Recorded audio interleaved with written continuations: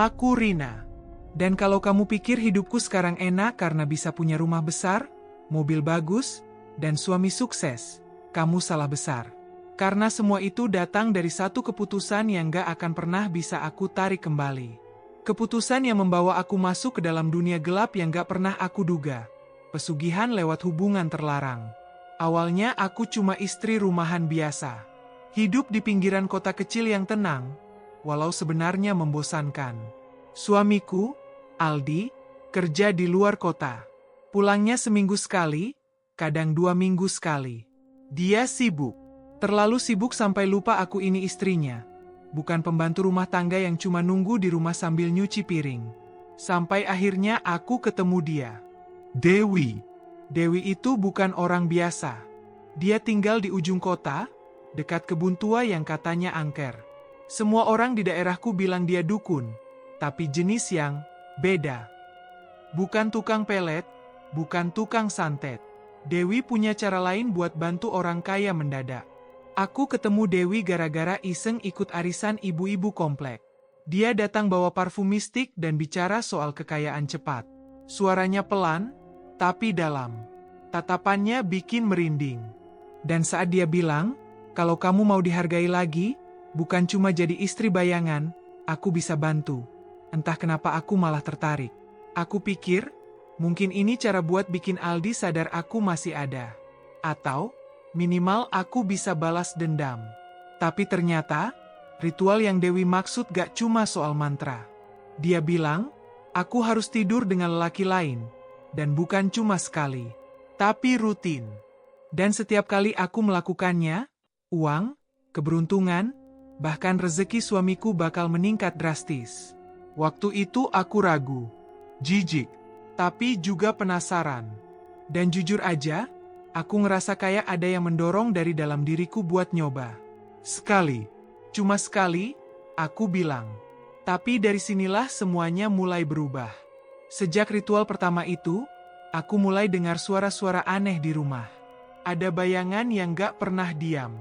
Dan yang lebih parah, tiap malam aku mimpiin laki-laki yang bukan Aldi. Wajahnya kabur, tapi tubuhnya dekat. Nafasnya dingin.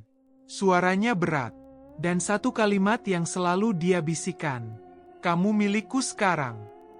Aku kira ini cuma mimpi buruk. Tapi ternyata ini baru permulaan. Aku masih ingat malam pertama setelah ritual itu. Aku pulang dengan tubuh lelah, bukan karena fisik, tapi karena isi kepalaku yang seperti dihantam ribuan pikiran. Rasa bersalah, rasa takut, rasa geli, semua campur jadi satu. Tapi anehnya, begitu masuk rumah, suasananya malah berbeda. Seperti lebih hangat, nyaman. Dan entah kenapa, aku merasa seperti baru saja melakukan sesuatu yang benar, padahal jelas-jelas itu salah besar. Aldi pulang lebih cepat malam itu. Biasanya dia cuma seminggu sekali, tapi kali ini baru 3 hari dia sudah di rumah.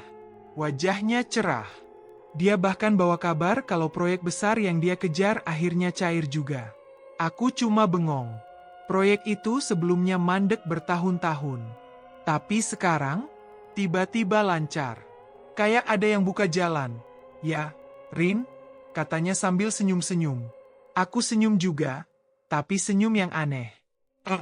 Seolah aku tahu persis siapa yang buka jalan itu. Tapi mulai malam itu juga, gangguan kecil mulai muncul. Aku bangun tengah malam karena dengar suara langkah kaki dari dapur. Kupikir Aldi, tapi waktu aku cek, dia masih tidur pulas. Aku lihat jam 2:11 pagi. Aku merinding. Langkah kaki itu jelas. Bukan ilusi. Suara kaki telanjang menyentuh lantai keramik. Pelan, tapi berat. Besok paginya, gelas di dapur pecah sendiri. Gak ada yang sentuh. Aku lagi nyapu di ruang tamu, tiba-tiba suara kaca pecah bikin aku kaget sampai hampir jatuhin sapu. Aldi yang lagi duduk baca koran juga kaget. Aneh banget, ini gelas baru kan? Katanya sambil lihat pecahannya. Aku angguk, pura-pura gak tahu. Tapi keanehan paling nyata terjadi 2 hari kemudian. Aku lagi masak di dapur, tiba-tiba kompor mati sendiri. Padahal gas penuh. Aku nyalain lagi, beberapa detik, mati lagi. Terus ada bau anyir, kayak darah basi, nyelip di sela-sela wangi bawang yang aku tumis. Waktu aku cari sumber baunya, nggak ada apa-apa. Aku udah mulai merasa ada yang nggak beres. Tapi semuanya makin jelas waktu aku bercermin malamnya. Mukaku kelihatan beda. Bukan berubah total. Tapi mataku ada sorot aneh. Dingin. Kayak mata orang lain. Dan ketika aku senyum, aku merasa senyum itu bukan punyaku. Yang lebih gila lagi, malam itu aku mimpi. Mimpinya bukan mimpi biasa.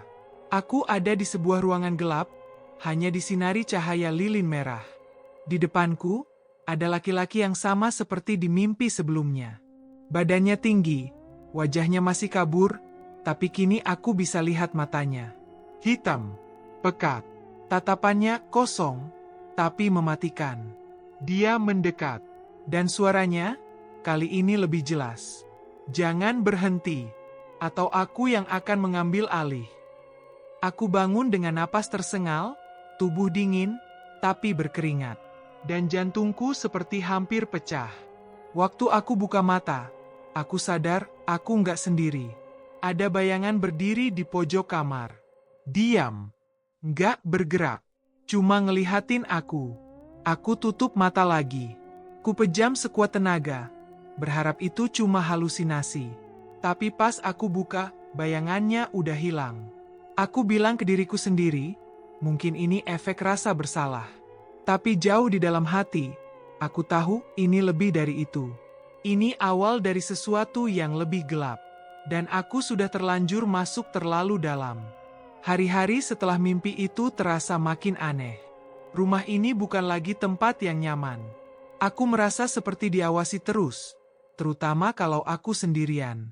Suara-suara pelan yang dulu cuma samar, sekarang terdengar jelas.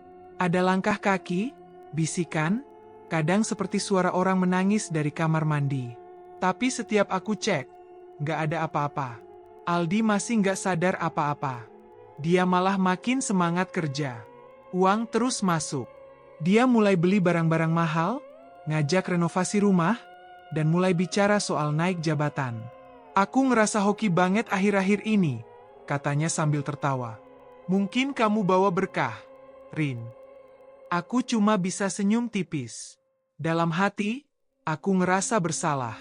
Tapi di sisi lain, aku juga bingung. Kenapa aku malah takut? Bukankah ini semua yang aku mau?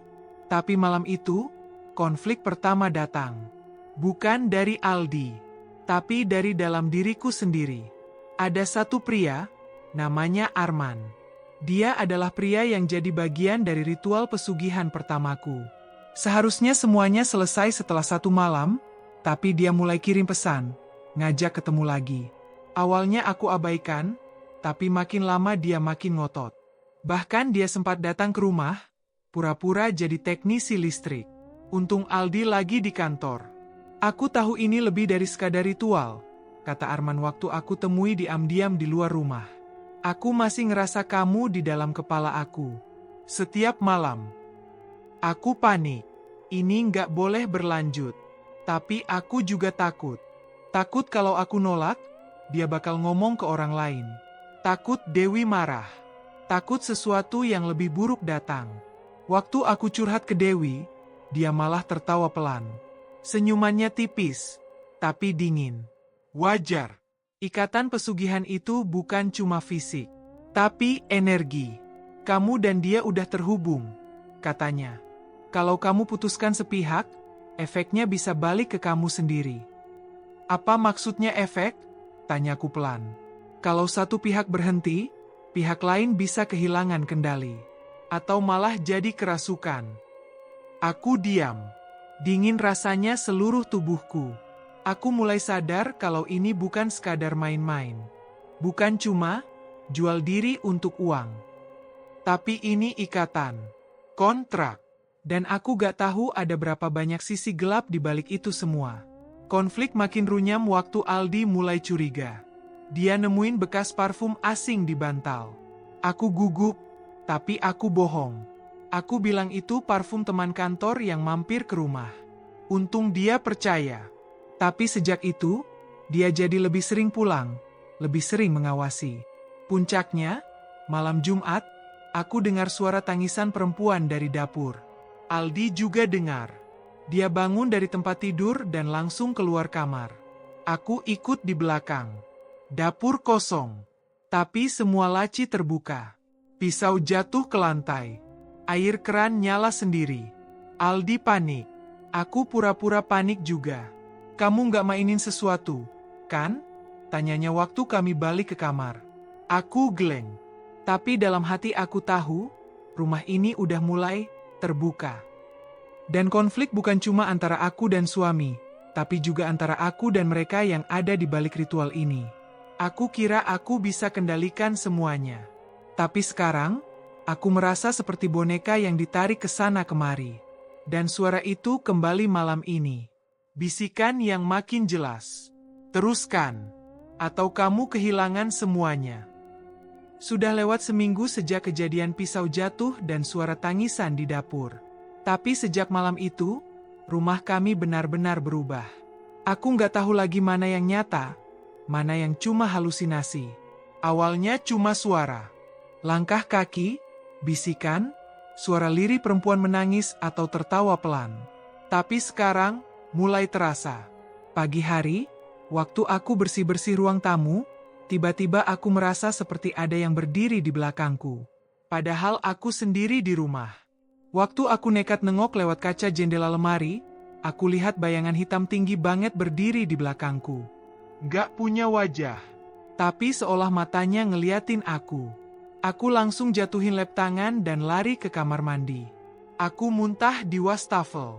Entah karena takut, atau karena sesuatu dari dalam tubuhku udah mulai gak beres. Dan setiap malam, aku mimpi hal yang sama. Ruangan gelap, lilin merah, lelaki tanpa wajah. Tapi sekarang dia nggak cuma berdiri. Dia mulai menyentuh. Kadang melingkarkan tangannya di pinggangku, kadang berbisik sambil menciumi rambutku. Rasanya nyata. Terlalu nyata sampai aku bangun dan tubuhku bekasnya masih terasa disentuh. Yang paling membuatku merinding adalah waktu aku mulai lihat Arman di mana-mana. Dia muncul di pasar waktu aku belanja. Muncul di pinggir jalan waktu aku naik ojek. Bahkan sempat berdiri di depan pagar rumah waktu Aldi lagi ke kantor. Waktu aku samperin, dia nggak bicara. Tapi matanya kosong. Tangannya berdarah, menggenggam benda kecil, kalung yang aku buang setelah ritual pertama. Aku bilang ke Dewi. Aku marah. Aku bilang, aku udah nggak mau lanjut. Tapi Dewi cuma duduk tenang, sambil ngaduk air dalam mangkuk keramik yang dipenuhi bunga dan koin. Kalau kamu berhenti sekarang, mereka akan menagih. Tapi bukan uang. Jiwa. Aku nggak tahu apa maksudnya. Tapi Dewi terus bicara. Kali ini lebih serius, lebih dingin. Kamu pikir ini sekadar pesugihan? Ini pengorbanan. Setiap kali kamu tidur dengan pria lain, kamu mempersembahkan energi. Itu yang membuka jalan rezeki untuk Aldi. Itu juga yang membuat dia semakin kuat. Dia siapa? Dewi menatapku. Pendampingmu. Lelaki dalam mimpimu. Dia bukan hanya roh. Dia pengikat. Sekali kamu menolaknya, dia akan mengambil kendali. Aku pulang dengan pikiran berantakan. Dan waktu aku buka pintu rumah, semuanya makin kacau. Semua lampu rumah padam. Tapi aku nggak pernah matikan. Aku masuk perlahan, pakai senter dari HP. Dan di ruang tamu, aku lihat sofa penuh jejak kaki hitam seperti habis diinjak lumpur. Tapi nggak ada pintu atau jendela yang terbuka. Aku jalan pelan ke kamar. Dan waktu aku buka pintu kamar, Aldi berdiri diam di pojok. Mukanya pucat. Aku mimpi aneh. Ada yang duduk di sebelahmu semalaman. Badannya hitam. Matanya merah. Katanya pelan, tanpa melihatku. Aku terdiam. Jantungku berdetak makin cepat. Apa kamu main sesuatu, Rin? Aku nggak bisa jawab. Lidahku keluh. Dan malam itu, suara-suara di rumah nggak lagi berbisik, tapi berteriak. Tangisan, tawa, jeritan. dan suara berat yang terus mengulang. Sudah waktunya. Kau harus pilih, lanjut atau lenyap. Setelah malam penuh teriakan itu, aku nggak bisa tidur nyenyak lagi. Tiap kali aku pejamkan mata, aku lihat wajah yang sama. Atau lebih tepatnya, bayangan yang makin lama makin jelas bentuknya. Dulu cuma siluet gelap, tapi sekarang wajahnya mulai kelihatan. Kulitnya kasar, seperti terbakar. Matanya merah menyala. Dan setiap kali dia muncul, aku merasa seperti tubuhku dikuras habis. Tapi satu kejadian membuat semuanya mulai terbuka.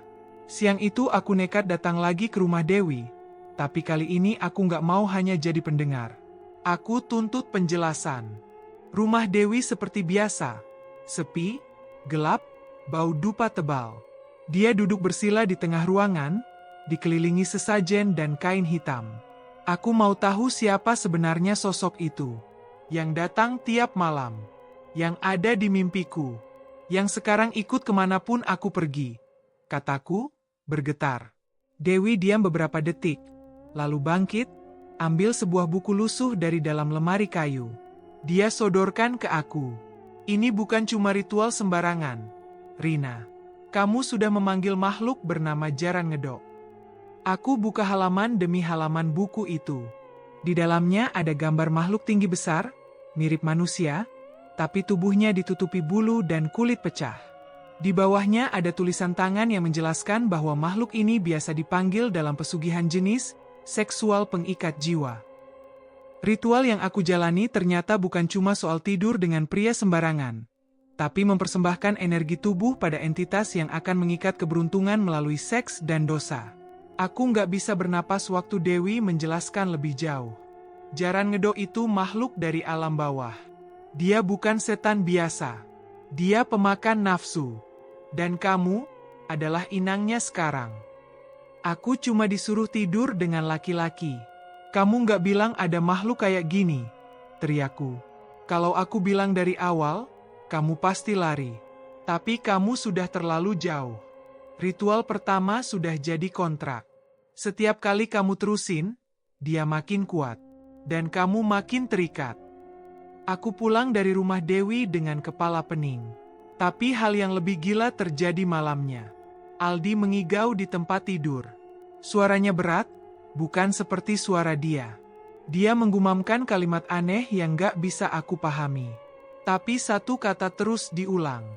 Jaran, Jaran, Jaran Ngedok. Aku bangunkan dia sekuat tenaga.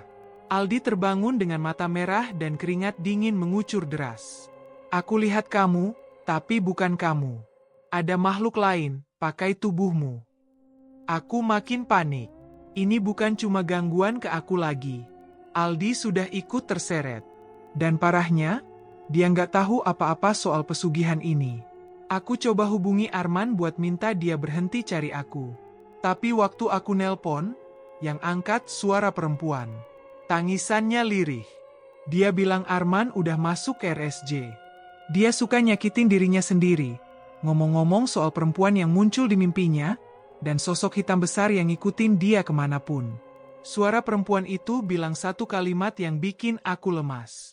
Dia bilang, tubuhnya sudah bukan miliknya sendiri. Malam itu, aku sadar satu hal. Ini bukan soal kekayaan lagi. Ini bukan soal balas dendam ke Aldi. Ini soal nyawa. Aku sudah terlalu dalam. Dan sekarang, bukan cuma aku yang terancam.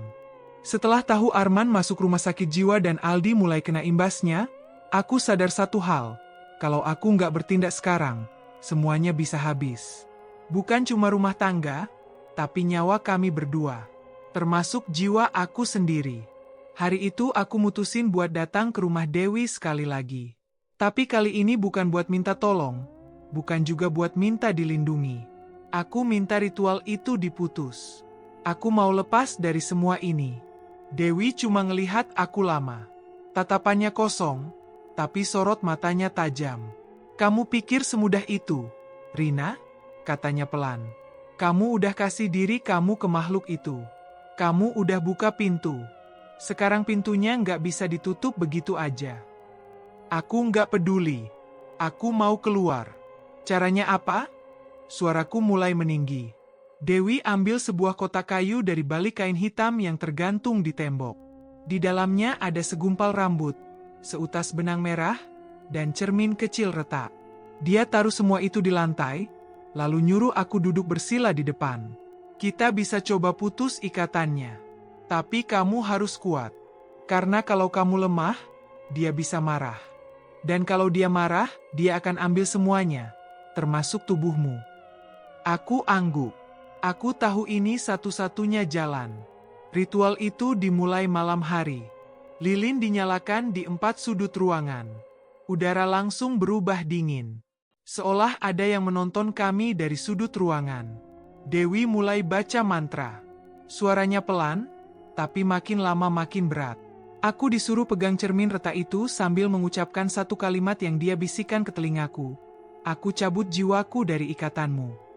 3 kali aku ucapkan. 3 kali juga tubuhku terasa ditarik dari dalam. Kayak ada sesuatu yang berusaha keluar lewat tenggorokan. Nafasku sesak. Mataku berair. Telingaku berdenging. Tiba-tiba, lampu padam. Lilin padam. Semua jadi gelap total. Dari kegelapan, aku dengar suara itu lagi. Kamu pikir bisa kabur? Suara berat, kasar, dekat banget di telinga. Aku teriak. Tapi Dewi tetap tenang, terus baca mantranya. Dia ambil benang merah dan lilitkan ke tanganku. Lalu dia tusuk jari tengahku dengan jarum kecil. Darahku netes ke lantai. Cermin yang aku pegang mendadak retak semua. Dari retakannya, aku lihat bayangan wajah hitam itu muncul. Matanya merah menyala. Aku lempar cermin itu sekuat tenaga. Cerminnya pecah. Tapi sebelum pecah, aku sempat lihat sesuatu. Wajah aku sendiri, tapi versi lebih gelap. Mata merah. Senyum bengkok. Dan dia bilang pelan, "Aku belum selesai denganmu." Ritual malam itu selesai, tapi bukan berarti semuanya berhenti. Dewi bilang, aku berhasil memutus sebagian ikatan. Tapi karena aku udah terlalu lama terhubung, jejaknya masih nempel. Dia bilang aku harus berhenti sepenuhnya. Gak boleh lagi tidur dengan laki-laki lain, gak boleh lagi manggil energi seksual dalam bentuk apapun. Kalau kamu bisa tahan 3 siklus bulan tanpa tergoda, dia akan melemah, kata Dewi. 3 siklus bulan. Itu 30 hari. Aku pikir gampang. Tapi ternyata, gak semudah itu. Malamnya, waktu aku di rumah, pintu kamar kebanting sendiri. Semua foto pernikahan aku dan Aldi jatuh. TV nyala sendiri, suaranya keras banget, muter siaran kosong. Dan di cermin kamar, ada tulisan merah seperti darah. Kamu milikku. Selamanya. Aku mulai sadar. Ini belum selesai. Ini baru awal dari perang yang sebenarnya. 3 hari setelah ritual pemutusan itu, semua mulai jadi neraka. Aku pikir setelah darahku netes dan cermin pecah, gangguan bakal mereda. Tapi ternyata, makhluk itu malah makin marah. Teror yang sebelumnya cuma berupa suara dan mimpi, sekarang jadi nyata. Kasat mata. Malam pertama setelah ritual, aku nggak bisa tidur sama sekali. Bukan karena takut, tapi karena tiap kali aku pejam mata, aku merasa ada yang jalan pelan di atas ranjang. Aku buka mata, kosong. Tapi aku ngerasain beban berat di ujung kaki. Seperti ada seseorang yang duduk di sana, terus merhatiin aku dari ujung tempat tidur. Aldi juga ikut merasakannya. Dia mulai sering ngelamun. Matanya kosong. Bahkan sempat mimisan 2 kali di pagi hari. Dia mulai ngomong sendiri, kadang nyebut nama yang aku nggak tahu. Neng, jangan tinggalkan aku. Aku coba tanya dia. Tapi dia sendiri bingung. Katanya nggak sadar ngomong kayak gitu. Tapi yang paling bikin aku takut, suatu malam dia berdiri di depan cermin, dan tertawa sendiri. Tawa yang asing. Suara Aldi, tapi nadanya beda. Seperti ditumpangi. Aku telepon Dewi, tapi ponselnya mati. Rumahnya kosong waktu aku datangi. Nggak ada jejak kehidupan.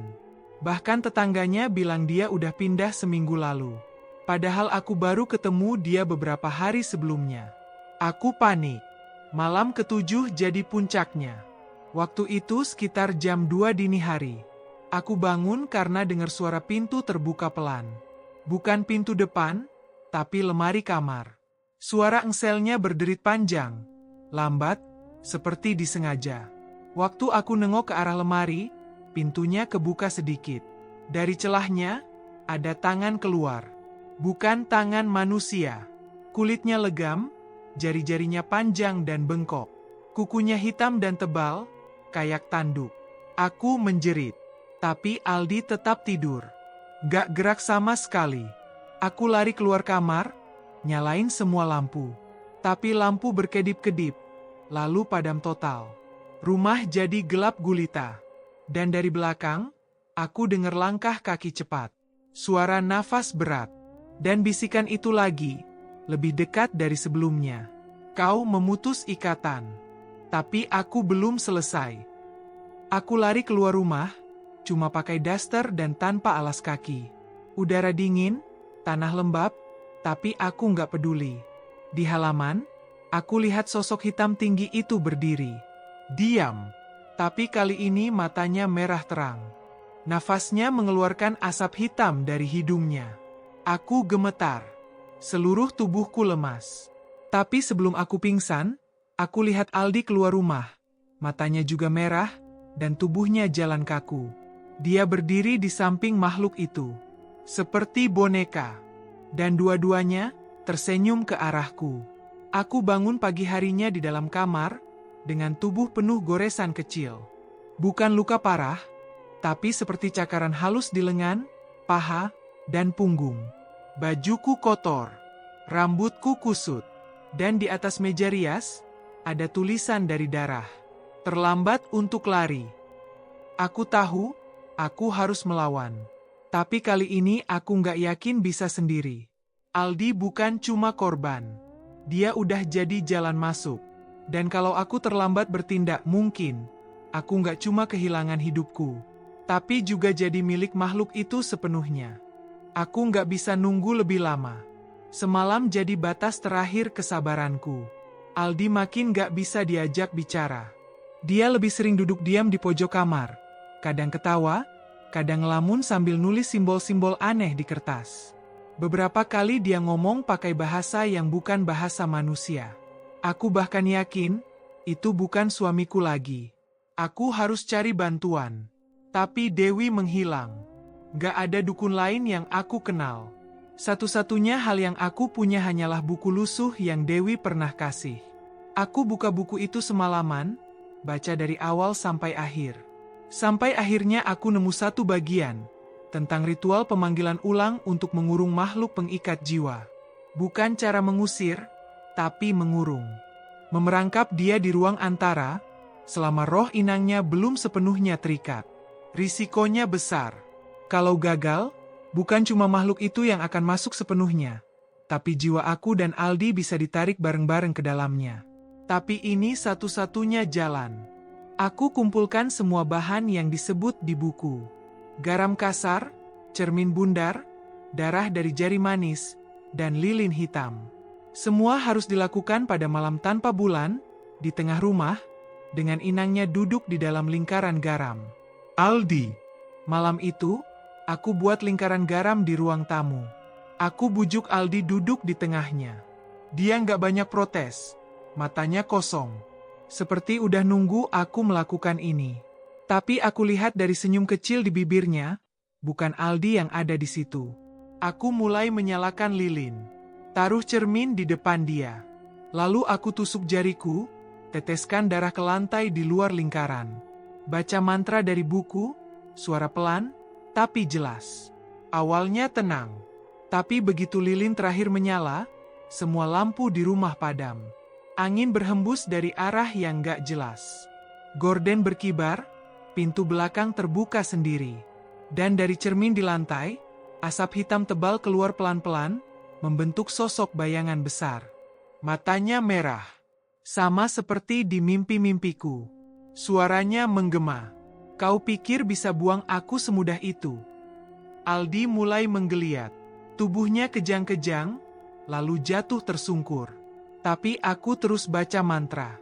Suaraku makin kencang, meskipun tanganku gemetar. Bayangan itu melayang ke arahku. Suhunya dingin banget. Nafasnya bikin kaca jendela berembun. Tapi aku tahan.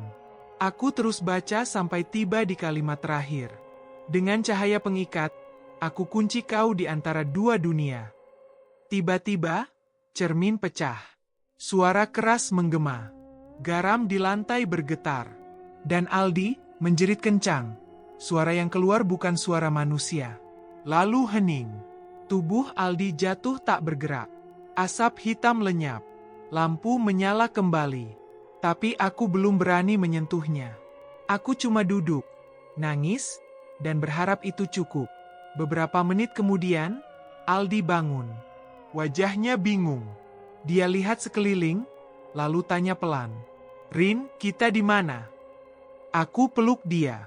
Nangis sekencang-kencangnya. Aldi balik. Aldi yang asli. Tapi waktu aku lihat ke sudut ruangan, aku tahu belum selesai sepenuhnya. Di pojok tembok, ada bekas cap tangan hitam. Menempel di dinding, besar dan basah. Dia mungkin terkurung. Tapi dia belum pergi. Setelah malam ritual itu, rumah terasa jauh lebih tenang. Gak ada suara langkah kaki, gak ada pintu terbuka sendiri, dan yang paling penting, Aldi sudah kembali seperti dulu. Dia memang belum sepenuhnya sadar apa yang terjadi, tapi dia bilang selama beberapa minggu terakhir, dia merasa seperti ditarik ke dalam kegelapan. Dia lihat bayangan, dengar suara, tapi tubuhnya nggak bisa bergerak. Dia pikir dia sakit, stres, atau cuma mimpi buruk. Aku nggak cerita semuanya. Nggak bilang soal ritual pesugihan, soal makhluk itu, atau tentang Dewi. Buatku, yang penting sekarang dia kembali, dan semua bisa dimulai dari awal. Aku buang semua barang yang berhubungan sama ritual. Buku dari Dewi, lilin, cermin, kain merah. Semuanya aku bakar di halaman belakang. Aku juga bersih-bersih rumah. Singkirin sisa-sisa garam di lantai, bersihin noda darah yang masih nempel di ubin, dan berusaha hidup seperti biasa lagi. Aldi mulai kerja lagi. Dia bahkan ngajak aku makan malam romantis. Pertama kalinya setelah sekian lama.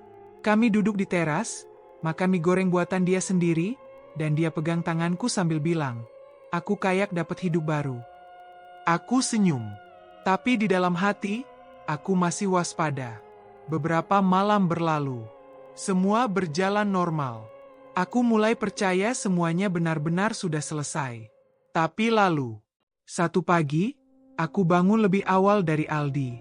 Aku ke dapur buat bikin kopi. Waktu aku buka kulkas, aku lihat sesuatu yang aneh.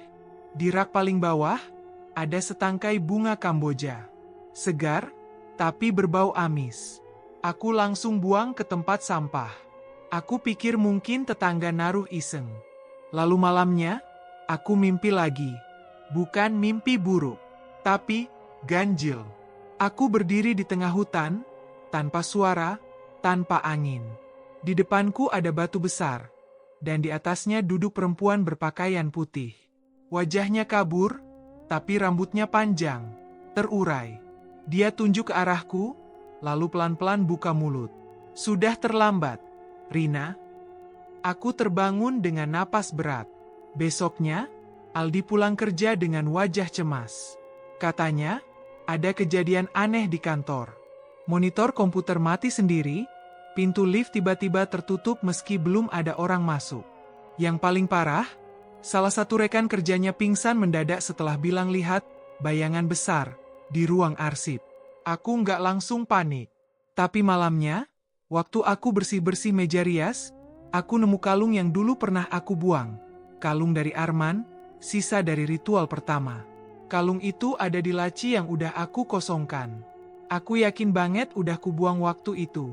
Aku ambil, lalu lempar secepatnya ke tong sampah. Tapi dari pantulan cermin, aku lihat bayangan di belakangku, hitam, tinggi, diam. Mataku langsung basah. Besoknya aku ke rumah Dewi. Masih kosong. Tapi di tembok depan, ada coretan baru. Yang dikurung, tak selalu kalah. Aku mulai ngerti. Ritualku memang memutus sebagian ikatan. Tapi tidak membunuhnya. Dia cuma menunggu. Dan aku yang terlalu cepat percaya, terlalu cepat merasa aman. Semua yang tenang ini, semua yang tampak kembali normal, ternyata cuma ilusi. Penyelesaian palsu. Aku pulang dengan hati berat. Waktu malam datang, aku duduk di kamar sambil mandang cermin. Cerminnya bersih. Tapi aku tahu, kapanpun dia mau, dia bisa balik. Dan pertanyaannya cuma satu. Kapan? Seminggu berlalu sejak kalung itu muncul kembali. Aku berusaha tetap menjalani hidup seperti biasa. Meski tiap malam aku tidur dengan lampu menyala dan doa-doa terus terucap dalam hati. Aldi masih belum tahu semuanya. Tapi aku yakin, dia mulai curiga. Mungkin karena wajahku makin pucat, tidur makin sedikit.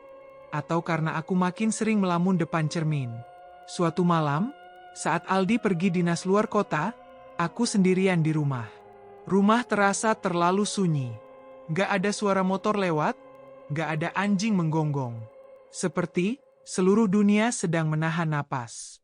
Aku masuk kamar, niatnya mau istirahat lebih awal. Tapi waktu aku buka pintu, aku langsung terdiam. Di atas ranjang, ada sosok perempuan duduk membelakangiku. Rambut panjangnya menutupi punggung, dan dia pakai baju putih lusuh. Punggungnya sedikit bergoyang, seperti sedang menangis.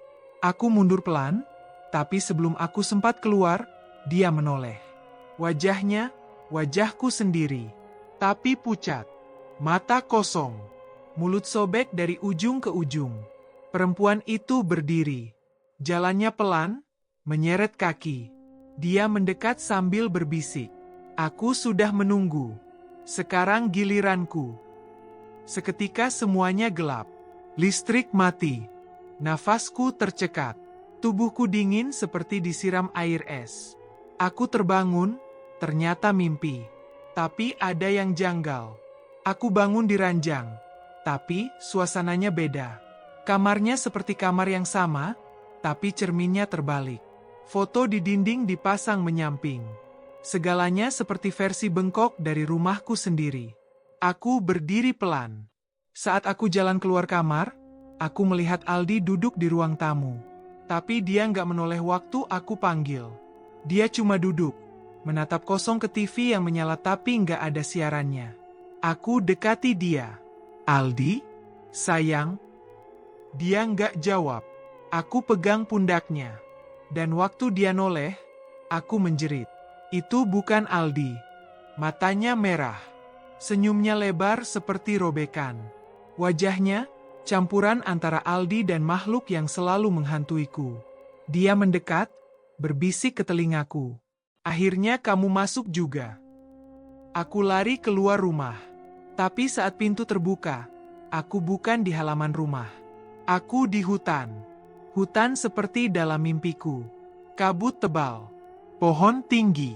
Dan di tengah hutan, batu besar berdiri dengan perempuan berambut panjang duduk di atasnya. Perempuan itu menoleh. Wajahnya jelas. Itu aku. Tapi lebih tua. Lebih rusak. Dan tersenyum. Selamat datang di sisi yang sebenarnya. Rina, disinilah kamu seharusnya berada. Apa maksudnya? Aku sudah lawan semua ini, teriakku. Perempuan itu bangkit dari batu, lalu bicara sambil mendekat. Kamu pikir kamu masih hidup? Ya. Dek, apa maksudmu? Ritual itu gagal, Rina. Waktu kamu pecahkan cermin, kamu pikir kamu kunci dia? Enggak. Justru kamu kasih jalan buat dia masuk. Yang sekarang tinggal di dunia sana, bukan kamu. Tapi dia, pakai tubuhmu. Aku mulai goyah. Napasku sesak. Dunia sekitarku mulai berputar. Kamu, siapa? Dia mendekat. Wajahnya berubah. Sekilas terlihat sosok makhluk itu. Sekilas terlihat aku sendiri. Campur aduk. Aku, kamu. Tapi versi yang sudah menyerah. Aku menjerit. Lari sejauh mungkin. Tapi kemanapun aku lari, aku tetap kembali ke batu besar itu. Seolah tempat ini lingkaran tanpa ujung. Di tengah kepanikan itu, aku lihat sebuah cermin kecil di bawah pohon. Aku dekati. Lalu aku lihat dunia nyata. Aldi sedang duduk di ranjang, menatapku. Tapi bukan aku. Sosok itu, yang pakai tubuhku, sedang menyisir rambutnya, sambil menatap Aldi dengan senyum aneh. Dan Aldi tersenyum balik. Aldi, itu bukan aku. Itu bukan aku. Aku teriak, tapi suaraku nggak terdengar. Cermin itu retak pelan. Aku ketuk, aku pukul, aku tangis, tapi tak ada yang berubah. Sampai akhirnya, aku dengar suara dari belakang. Waktumu sudah habis. Aku menoleh. Sosok itu berdiri di belakangku. Makhluk itu, tinggi, hitam, dengan mata merah menyala. Dia tersenyum, lalu menelan aku dalam kegelapan. Dan di dunia nyata, semua tampak baik-baik saja. Rina, yang semua orang kenal, tetap hidup, makin kaya, makin cantik, makin bahagia. Tapi tak ada yang tahu, jiwa Rina yang asli sudah terkubur dalam dunia lain, hanya bisa melihat dari balik cermin selamanya.